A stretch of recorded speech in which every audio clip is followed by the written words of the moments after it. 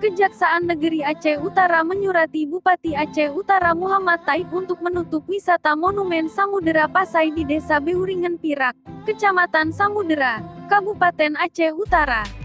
Kepala Kejaksaan Negeri, Kajari, Aceh Utara Diah Ayu Hartati, per telepon, Minggu, tanggal 8 Juli tahun 2021, mengatakan bahwa fondasi bangunan itu tidak mampu menopang menara setinggi 71 meter. Bangunan pun retak dan membahayakan pengunjung.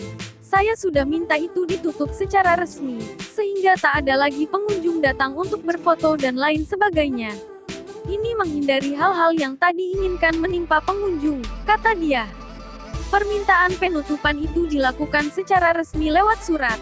Pihak Kajari Aceh Utara juga telah meminta Badan Pengawasan Keuangan dan Pembangunan, BPKP, Aceh untuk melakukan audit kerugian keuangan negara. Berdasarkan perhitungan sementara, kerugian negara dalam proyek yang dikerjakan sejak 2012 dan selesai tahun 2017 itu adalah lebih dari Rp 20 miliar. Adapun, total nilai proyek adalah Rp 49,1 miliar. Sedapat mungkin kita menghindari hal-hal yang tak diinginkan pada pengunjung. Kalau misalnya bangunan itu rubuh dan pengunjung sedang berfoto di sana, itu sungguh miris. Maka, kita surati agar ditutup saja, ujar dia. Sementara itu, Kepala Hubungan Masyarakat, Pemerintah Kabupaten, Pemkab, Aceh Utara Hamdani belum bisa memberi komentar.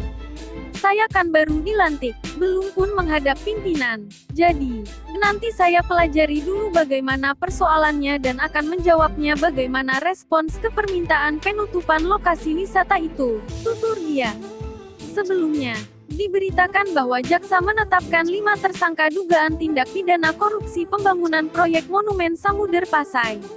Kelima tersangka itu yakni mantan Kepala Dinas berinisial F, selaku kuasa pengguna anggaran, KPA, Pegawai Negeri Sipil Aceh Utara berinisial N, selaku pejabat pembuat komitmen, PPK, pengawas proyek berinisial P, serta 2 kontraktor masing-masing berinisial T dan R.